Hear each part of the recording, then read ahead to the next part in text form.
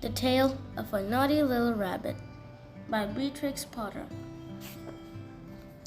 In a snug little burrow beneath a tall fir tree in the heart of the woods lived a family of rabbits.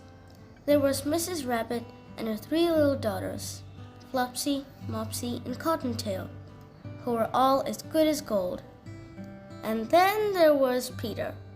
Here he is, look, one naughty little rabbit wearing his smart new coat. Today, Miss Rabbit had some shopping to do. "You can play outside while I'm gone," she told her children. "But remember, stay away from Mr. McGregor's garden." Mr. Rabbit visited once and never came home. While Mrs. Rabbit was out, Flopsy, Mopsy, and Cottontail busied themselves like good little bunnies, picking wild blackberries for tea, but not Peter. Here he is, look, one naughty little rabbit squeezing himself under the gate. First, Peter ate some juicy fresh lettuce. Then he nibbled some spicy red radishes. Then he gobbled some crunchy green beans. Soon, Peter's tummy had begun to feel a little funny. He looked around for some parsley, but instead he found Mr. McGregor. Peter turned and ran as fast as his little rabbit legs could carry him.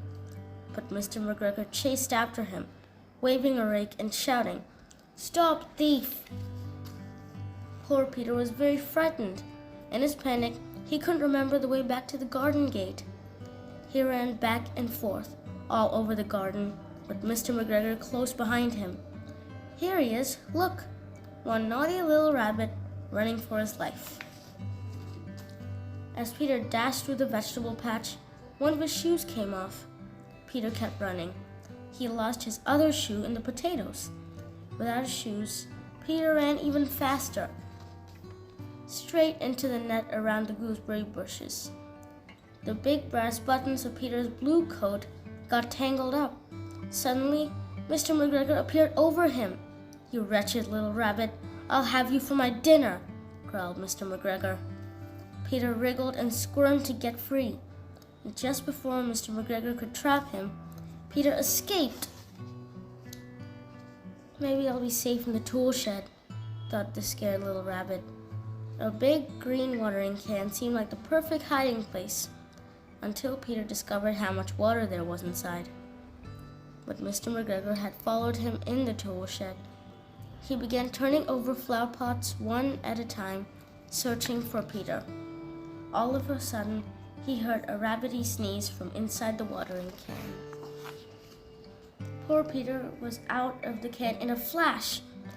He ran away as fast as his little rabbit legs could carry him. He found his way at last back to the garden gate. Finally, Peter was safe in the wood again. He ran all the way home without stopping. Mr. McGregor found the 2 shoes and a new blue coat that Peter had left behind. He made them into a scarecrow to frighten away the birds. Back in the snug burrow, Mrs. Rabbit was not at all pleased that Peter had lost his shoes and coat.